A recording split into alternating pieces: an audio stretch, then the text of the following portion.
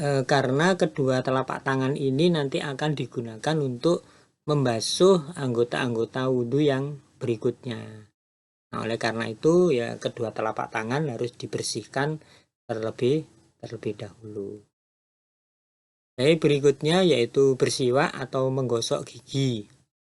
Bersiwak atau menggosok gigi ini memang lebih utama untuk dilakukan di dalam berwudu, ya kan, tapi jika tidak dilakukan pun tidak mengapa gitu ya.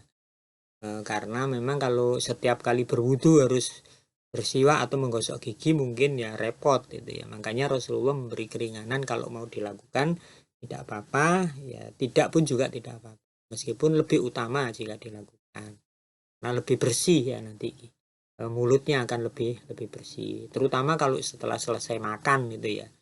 Selesai makan hendaknya memang ya sangat dianjurkan untuk menggosok gigi biar tidak ada sisa-sisa makanan yang tertinggal di antara gigi-giginya itu, sehingga nanti mengganggu kekhusyuan ibadah sholat. Kemudian yang keenam berikutnya yaitu berkumur-kumur dan sekaligus menghisap air ke dalam hidung. Jadi berkumur sekaligus menghisap air ke dalam hidung dengan cara mengambil air yang menggunakan telapak tangan kanan untuk dimasukkan ke dalam mulut dan hidung sekaligus, kemudian mengeluarkannya. Jadi hidung itu tidak dibersihkan, tapi airnya dihirup ke dalam hidung terus dikeluarkan. Menghirupnya jangan sampai masuk ke dalam ya. Dihirup sekedarnya kemudian dikeluarkan ya, sambil juga berkumur.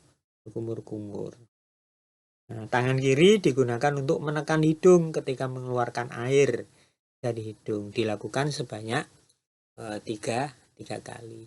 Memang aktivitas ini agak susah ya dilakukan kalau tidak terbiasa. Apalagi menghirup air ke dalam hidung itu kalau terlalu keras nanti bisa masuk, terlalu dalam ya itu bisa bisa batuk nanti itu ya, bisa tersedak gitu. Maka harus hati-hati. Tapi harus dibiasakan. Bagaimana kalau tidak bisa bersama-sama? Ya sudah, bergantian berkumur-kumur dulu, ya, kemudian baru menghirup air ke dalam hidung. Sekali lagi, hidung itu tidak dibersihkan, tapi airnya dihirup, ya, dihirup, sehingga kemudian kotoran-kotoran itu kemudian dikeluarkan seiring dengan keluarnya air dari hidung. Nah, kemudian aktivitas wudhu berikutnya yaitu membasuh wajah ya, atau membasuh muka gitu ya.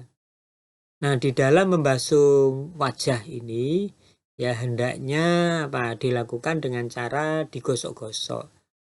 Jadi tidak hanya sekedar diguyur menggunakan air. Kadang kan banyak kalau kita perhatikan orang berwudhu itu ngambil air dari keran atau dari ember misalkan, terus diguyurkan begitu saja ke wajah. Nah, tapi hendaknya digosok. Nah, ini karena bidalki ya dengan cara digosok-gosok supaya supaya bisa rata ya. Dengan cara seperti itu maka ketika kita membasuh wajah di dalam berwudu itu bisa diresapi betul-betul makna dari hakikat berwudu, membasuh wajah itu. Jadi terasa betul kita itu berwudu, tidak hanya sekedar diguyur gitu aja. Nah, dalam membasuh wajah ini yang tidak boleh tertinggal ya, sudut-sudut mata itu hendaknya juga dibersihkan. Nah, dan bagi laki-laki yang berjenggot, sela-sela jenggotnya juga hendaknya dibasahi ya, dibasuh. Yang nggak punya jenggot ya jangan pinjem jenggot temannya itu ya, udah jenggotnya sendiri aja itu ya, jadi disela-selai agar semuanya terbasuh. Dilakukan sebanyak 3 kali. Nah, ini untuk ibu-ibu atau para mahasiswi hendaknya tidak menggunakan bedak yang terlalu tebal ya, karena kalau bedaknya terlalu tebal itu nanti repot ya, maka harus dibersihkan betul, jangan sampai ada yang menghalangi air dari wajah itu karena pakai bedak terlalu tebal ya, gunakanlah bedak ala kadarnya itu ya. Jadi jangan dandan sampai apa itu kelihatan bedaknya itu ya. Nah nanti kalau wudhu tapi terhalang oleh bedak air wajahnya, nanti kulitnya itu wudhunya menjadi tidak sempurna.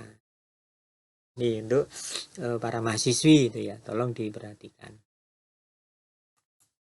Nah kemudian yang ke-8 itu membasuh kedua tangan sampai siku-siku sebanyak 3 kali juga. Sama halnya dengan membasuh wajah, ketika membasuh kedua tangan, hendaknya juga dengan cara digosok-gosok. Jadi tidak hanya sekedar diguyur, kadang kan ditaruh di bawah keran gitu aja ya, kemudian hanya diguyur, tapi digosok, dibersihkan betul. Tangan yang dibasuh adalah mulai dari ujung jari sampai kedua siku-siku. Ujung jari mau dimulai dari ujung jari naik ke siku-siku boleh, dimulai dari siku-siku turun ke ujung jari juga boleh. Yang penting yang dibasuh itu mulai dari ujung jari tangan ya sampai dengan siku-siku. Nah, karena basuhannya sebanyak 3 kali, maka urutannya adalah mendahulukan membasuh tangan kanan terlebih dahulu sebanyak 3 kali. Tangan kanan selesaikan dulu 3 kali sampai sempurna, baru kemudian ganti yang kiri 3 kali sampai sempurna, sehingga tidak berselang-seling kanan kiri. Nah, kadang masih sering saya lihat itu orang basuh kanan 1 kali ganti kiri, kemudian ganti lagi yang kanan, ganti lagi yang kiri. Nah, sehingga berselang-seling. Tidak begitu caranya, tapi sempurnakan yang kanan terlebih dahulu ya, sampai selesai, baru kemudian ganti yang kiri. Ingat ini, nanti dalam prakteknya saya masih sering itu melihat di masjid kampus itu ya, itu ada berwudu bareng-bareng itu sebelum sholat itu saya perhatikan itu. Wah masih banyak ternyata yang caranya kanan kiri kanan kiri kanan kiri, kayak orang baris saja itu ya. Jadi tolong selesaikan yang kanan terlebih dahulu, baru kemudian yang kiri secara sempurna.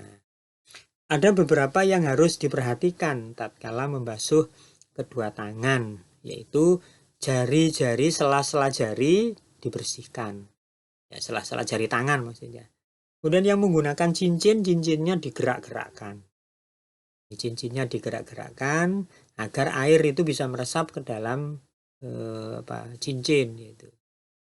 Gelang, yang pakai gelang pun juga hendaknya dilepas atau digerak-gerakkan sehingga air dapat masuk ke dalam kulit yang ada di dalam cincin atau gelang itu.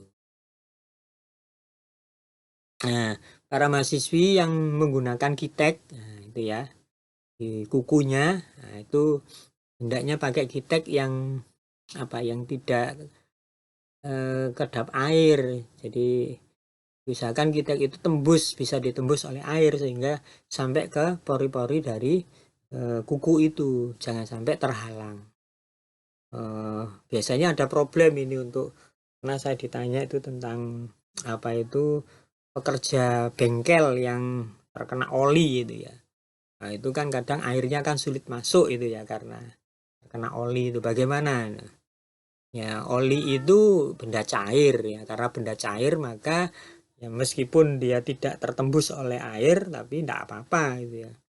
Di oli itu tidak apa-apa karena dia benda cair bukan beda dengan kitek tadi. Kitek itu kan benda padat gitu ya, sehingga menutup pori-pori kuku. Tapi kalau minyak, meskipun minyak itu atau oli itu tidak tembus dengan air, tapi karena oli itu adalah benda cair, maka para ahli fikih memahami tidak menghalangi masuknya air ke dalam pori-pori kulit, sehingga tidak apa-apa. Tapi ya tetap diusahakan oli itu dibersihkan terlebih dahulu semampunya.